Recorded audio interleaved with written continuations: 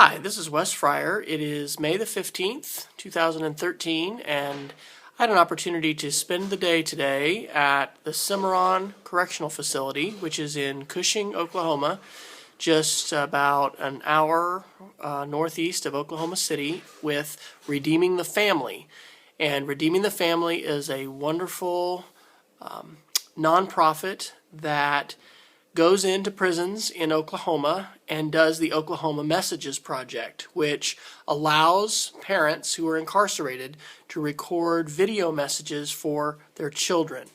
And among other things, each inmate has a chance to pick out a book that is appropriate for their child and read that book to their child. And there is some coaching that goes on in helping the parent think about the messages that they can share. The goal is to share, positive, uplifting messages of love.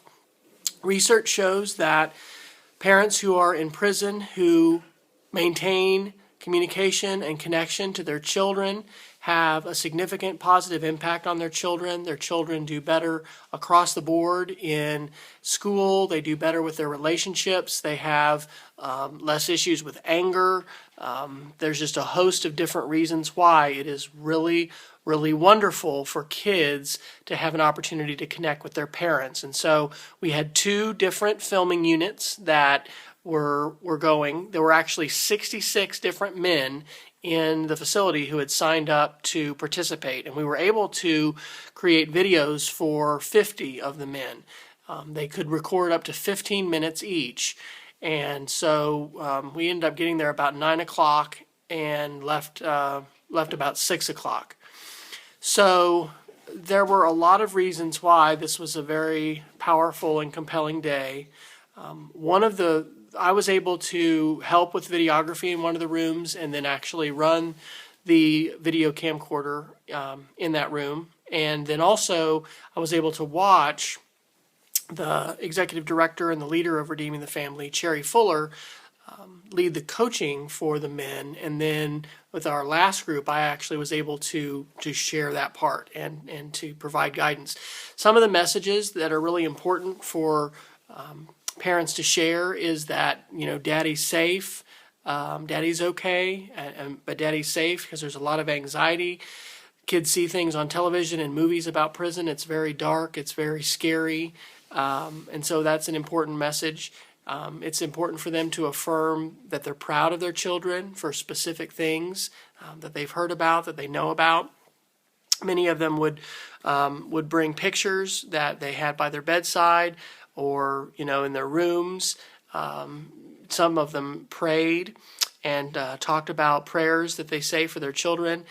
Several men sang. There were some very touching messages that were shared by men today, and I didn't feel unsafe or scared at any time.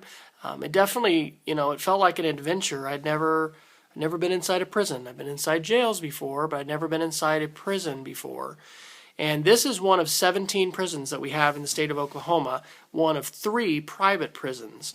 There had actually been a fight there the day before, and the prison had been on lockdown, and there was another fight that happened while we were there, and the prison went on lockdown, and so for about an hour and a half we weren't able to do videos.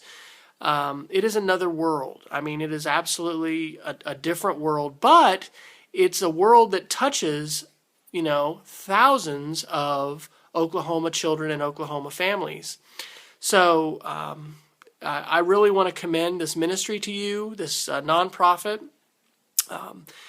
There were several of the messages that the dads, this is one of the things I want to share, that in doing the coaching part or the talking about the messages for the dads, there is something about being a father and being a parent that transcends all the classifications we have about, ethnicity, about socioeconomic status, about education level.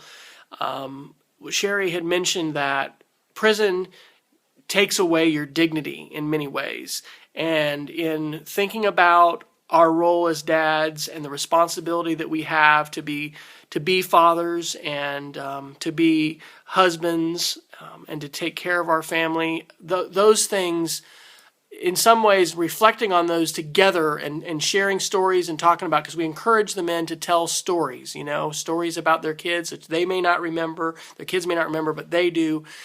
There was a restorative dynamic that was happening there, a connection that was happening there. And I want to say more things, but I didn't take notes. So check out the Messages Project. This is a project that started in another state, and the woman who started it actually came to Oklahoma and had shared with our group, how this had worked. This is a project for children, and it's very important that people know that, because, a lot of people are not interested in helping incarcerated people. I was struck by how everyone is in need of redemption and in need of a second chance. But the focus here is definitely on the kids and on the positive, communication value. There were multiple stories of men who had recorded messages, both at this facility and then at other facilities, talking about how they had received so much positive feedback from their kids. There was one man who was telling the story of his son who had been really struggling in school and with reading, and the positive modeling of dad reading, sharing a story, encouraging their children to read, and to just the whole idea of literacy. One man today had just got his GED and was really proud about that, to share that. Many were very enthusiastic and just very expressive, expressing how they love their children. There are many ways to share love, to tell and communicate love. And so I really think the materials and the coaching that Redeeming the Family provided was very helpful. And I saw a lot of men, following the model, and as they read the books, interacting with their kids, asking questions. It was very touching. It definitely makes you appreciate so many things that we take for granted every day. But it also makes you think about big picture things like, why is it that Oklahoma has like the highest incarceration rate of females, I think, in the nation? And our prison population is just continuing to go up. And I know part of that has to do with the fact that we incarcerate even, women who may not have committed a violent crime, but they were an accessory to that crime. So if their boyfriend or spouse, was robbing a convenience store with a weapon and they were in the car, well, they're incarcerated because of that. And there's a high cost that our society is paying for that. But there were many different reasons why this was a very powerful experience as a person to participate in. It's an inherent good. That's what I was going to say. It was so inspiring to hear these men talking about the positive impact of this and why they wanted to do this. And it gave opportunities for us to have multiple conversations with these guys that I don't think we would be having otherwise.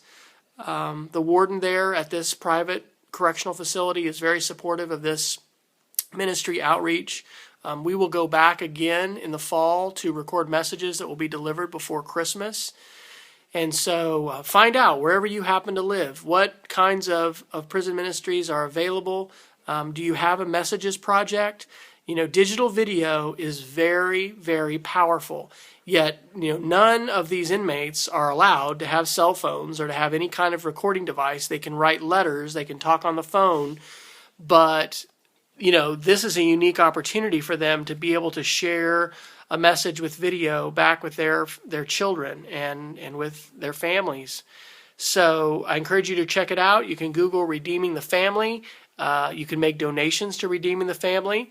Of course, it costs money to buy books. There's a lot donated, but postage is expensive. Each man filled out their address label for their book, and the videos that we took today are going to be recorded and transferred onto a DVD that is then mailed to their family and to their children before Father's Day this year.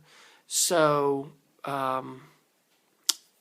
the other thing that I would say is that it was a wonderful day to be disconnected from technology all day, because we all left our wallets and our cell phones in our cars.